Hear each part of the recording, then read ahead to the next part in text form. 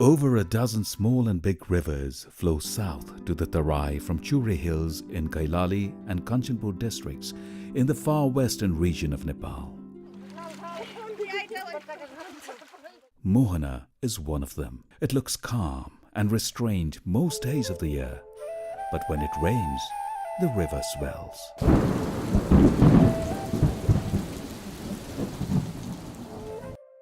In September 2007, Mohana entered furiously into the settlement of Lalitpur in Fulbari Village Development Committee of Kailali.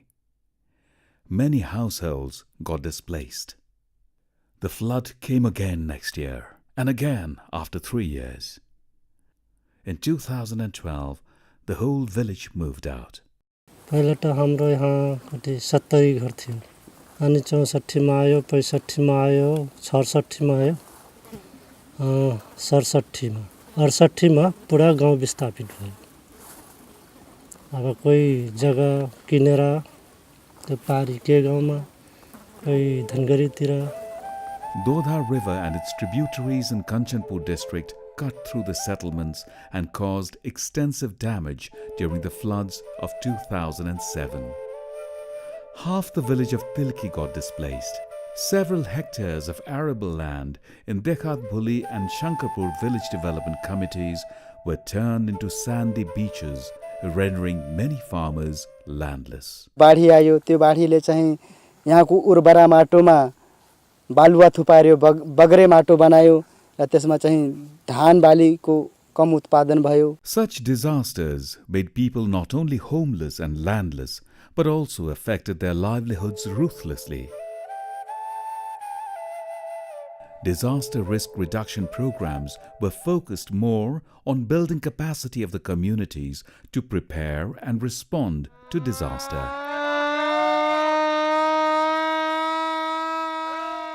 Engineering structures were built to reduce loss and volunteers trained to save lives during emergencies.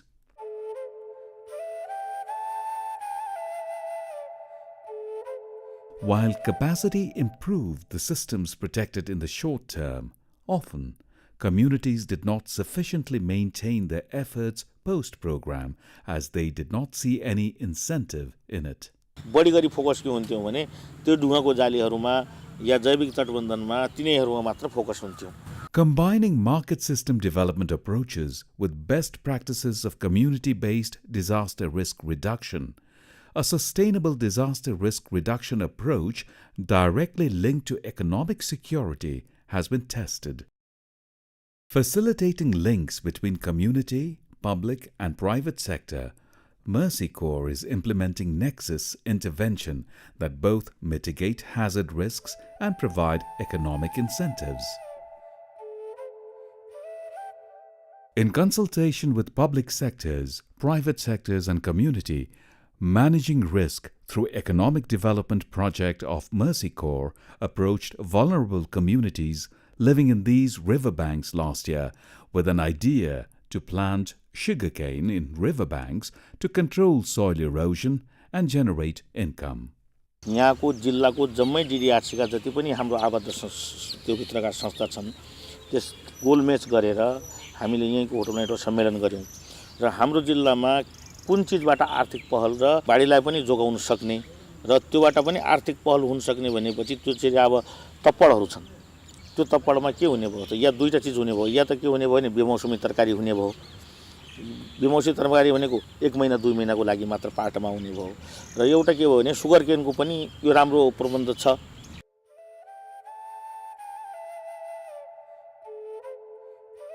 कटान वाला एरियामा र बगर वाला एरियामा उखु खेती सबभन्दा राम्रो हुन्छ. But villagers were reluctant to plant sugarcane in riverbanks. They thought it cannot grow in riverbanks. Even if it grows, monsoon flood will wash it away. सुरुमा एमरेट प्रोजेक्टले भन्यो बगरमा उखु खेती राम्रो हुन्छ भनेर उहाँले भन्नुभयो र धेरै जना मानिसहरूले भने कहाँ हुन्छ बगरमा त घाँस पनि उम्रिदैन त्यो बालुमा कहाँ उखु हुन्छ भनेर कुरा गर्न थाले. पहिला त हामी विश्वासै नगर्ने त्यहाँ त घाँस पनि उम्रिदैन मरिहाल्छ कहाँ हुन्छ भनेर हामी आफ्नो जिद्दी गर्ने अनि सरहरूले धेरै विश्वास दिलाउनु भयो हामीलाई गरेर हेर्नु न पहिला किन यसरी भन्नुहुन्छ भनेर हामीलाई भन्नुभयो अनि हामी गऱ्यौँ। पैसा पनि आउनु पर्यो, त्यसबाट जोखिम पनि त्यो जोखिम कम हुनु पर्यो। अब उसले चाहिँ राम्रो भित्र उखु लगाउन नदिने, यो बगरमा लगाउने, तर हामी विश्वास नगर्ने। यो बगरमा त के उखु कहाँ हुने हो, नदीले बगाउने हो। Managing risk through economic development MRED project convinced farmers by injecting some stimulating subsidies in the form of training, seeds and fertilizers. But the project didn't provide subsidies directly. It partnered with public sectors, private sectors and civil society for the sustainability of the project works. गरिब किसानहरूलाई जुन साना किसानहरू छन् समूहमा उहाँले चाहिँ गरेर एक समूह चाहिँ बनाएर एकजुट गराएर त्यसको लागि चाहिने बिउ, मल, खाद र तपाईको भनौँ नि यो तकनिकी ज्ञानहरू जसरी आज चाहिँ उहाँहरुकै सहयोगमा चाहिँ हामीले ज्ञान पर्फुको लागि ल्यायौँ। पहिले पनि अब एग्रोफिड व्यवसाय गर्दै आएको थिएँ र यो परियोजना मार्फत चाहिँ जे होस् एउटा हामीले सेवा समुदायमा सेवा र केही मुनाफा कमाउने अवसर पाएका छौँ। उखुबाली विस्तार कार्यक्रम भन्ने हाम्रो भन्छ जिल्ला स्तरमा राखेका छौँ। यो हामीले निश्चित कार्यक्रम अन्तर्गत अनि केन्द्रीय हिसाबमा पनि मिसन प्रोग्राम जुन छ। To further reduce the fear of communities, MRED joined hands with insurance company. हाम्रो भूमिका रहने भनेको किसानहरूलाई मोबिलाइजेसन गर्ने हो। तपाईहरुको खोलामा छ, बाढी आयो भने क्षति हुन सक्छ, तपाईहरु बीमा गर्नुहोस्। बीमा गरेपछि तपाईको सम्पत्ति सेक्युरेट हामी दिन्छौं। भोलि केही कदम कदाचित त्यस्तो घटना घटिहाल्यो भने 90% हामी दिन्छौं भनेर किसानहरूलाई हामी उत्प्रेरित गर्ने हो हाम्रो काम। र गरि पनि रहेछौं। किसानहरूले हाम्रो कुरा मान्नु पनि भएको छ, बीमा पनि गर्नु भएको छ। Farmers planted sugarcane in the riverbanks in February 2013. By the time rainy season started in July, sugarcane had grown tall enough to prevent soil cutting. Sugarcane not only stopped land erosion, it also started giving financial returns. Farmers sold sugarcane to sugar mills to earn money. बाढीको bag उखुले रोक्ने पहिलो कुरो। दोस्रो कुरो यसको जराले बालुवा पनि समात्ने र थप चाहिँ कटान हुन नदिनको लागि उखुको ठुलो योगदान रहेको छ। जहाँ त्यो उखु लगायो त्यो उखुको उत्पादनता राम्रो भयो र त्यो मिल आएपछि त्यसको चाहिँ मूल्य पनि पायौं। अब त्यो हेर्दाखेरि अब त्यो त झन बालुवा भएको ठाउँमा झनै राम्रो भयो। त्यो अब हामीले सोचे कि यो ठाउँमा अब उखु खेती हुने जस्तो लाग्यो।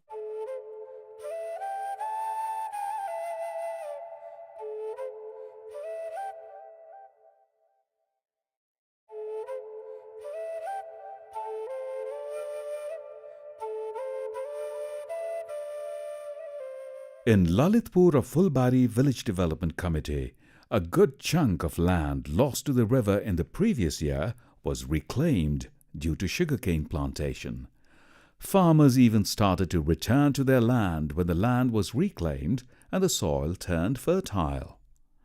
Encouraged by the reclaimed land, farmers in Lalitpur have also engaged in other economic activities. अब जमिन पुरा अलिकता छोड्यो। पहिला त कटाउने धेरै गरे थियो, त्यसपछि छोड्यो। 1.5 बिघासम्म हामी सकरखण्ड पनि लगाएका थियौं। त्यसको आम्दानीले हामी एउटा ट्राली पनि किन्यौं। हाम्रो लगभग 1,15,000 आइसी पर्यो हाम्रो ट्रालीको। Migration has reduced.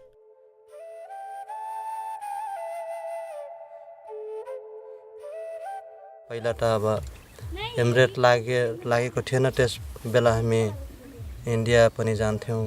कोही अध्यय गरेर पनि हुन त अहिलेसम्म पनि अध्यय गरिराखेछौं, तर बाहिर जानु परेको छैन। अहिले आफ्नै काममा व्यस्त छौं। कोही उखुमा, कोही ट्र्याक्टरमा गइराखेछ, कोही डुङ्गा चलाउँदै छौं, कोही मिलमा पनि यस्तै बाँडफाड गरेर काम गरिराखेछौं। अब यहाँ बगर पनि लगाएछौं।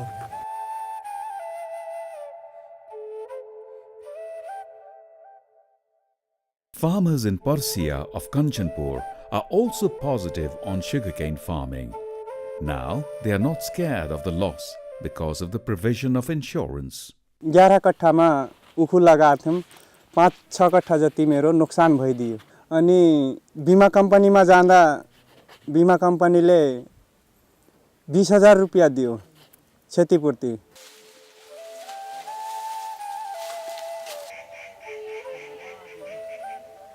Through the project, vulnerable farmers and institutions have learned to absorb, adapt, and transform against the shock and stress of disaster. As their land is protected, people feel secure. They have skill and knowledge on farming techniques and utilize unused sandy land. Farmers' skeptic belief about sugarcane plantation and crop insurance along sandy banks has changed. With better market access, farmers are motivated towards expansion of sugarcane in the coming years. कसैलाई विश्वास थिएन। यिनीहरू CDMC का मान्छे जुन त्यहाँ गएका थिए तिनीहरूलाई के भन्थे, यी साले मूर्ख छन्, यो बगरमा कसले के गर्ने हो र। यहाँका उदाहरण छन्। ठुला मान्छे भन्थे कि यिनीहरू पागल भइसकेका छन्। मलाई खुदै CDMC का अध्यक्ष उहाँ माहेश्वरीजी हुनुहुन्छ र मलाई भन्ने यो छेदक त पागल भइसकेका छ कि यो बगरमा उखु लगाएर त्यो कम्पनीले तिर्ने हो। Farmers are adapted to the shifting behavior of rivers. नदी त अब कहिले उता जान्छ कहिले यता आउँछ हैन। अब नदीको केही भरोसा हुँदैन। तर पनि हामी कोसिस गरेछौँ। हामी जैविक तटबन्धन लगाएर हुन्छ कि उखु लगाएर हुन्छ। हामी त्यो नदीलाई चाहिँ आफ्नो सकेसम्म हामी त्यो बाँधेर प्रयास गर्नेछौँ भन्ने। Farmers have learned to utilize services of government bodies and link up with private sector. Farmers and community members are now ready to take the responsibility of disaster risk reduction in their own hands. एमरेट project गए तापनि हामी दिगो बनाउनको लागि दिगोपनको लागि हामीले सधैँ बगरमै नै उखु खेती गर्नेछौँ र अझ यो हाम्रो विपद व्यवस्थापन समितिलाई दिगो बनाउनको लागि हामीसँग आकस्मिक कोष 3,62,000 जति छ जो कि हामी देउसी भैलो खेलेर र काठे पुल निर्माण गरेर जसबाट उठेको छ।